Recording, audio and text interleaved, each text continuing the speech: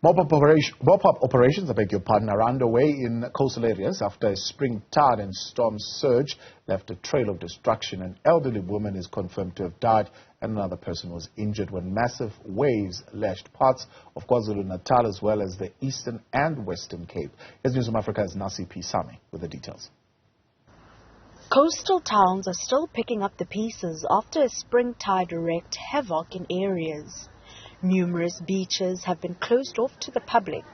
The National Sea Rescue Institute has urged residents to exercise caution.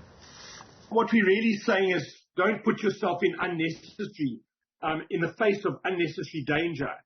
Be aware of the fact that we are still in the effect of the spring tide, which will probably last until Tuesday into Wednesday.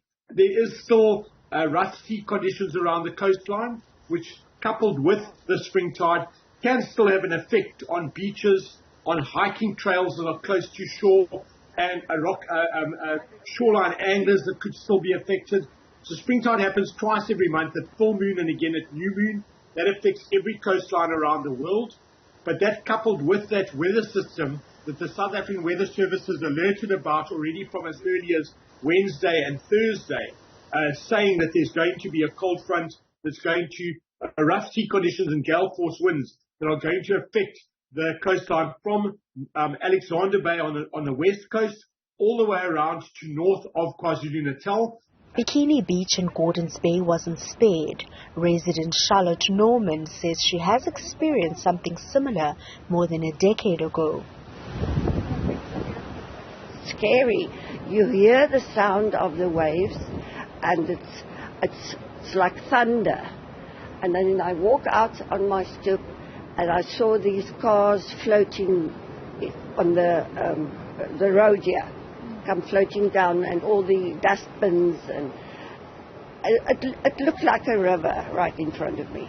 It wasn't new. I've been through it before.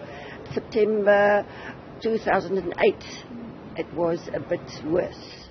Officials in the area are still assessing the extent of the damage. The city is conducting clean-up operations in various coastal areas affected by the storm surges, and the City of Cape Town's Coastal Management Department will complete an assessment of the Cape Town coastline to determine impact and especially damages to infrastructure.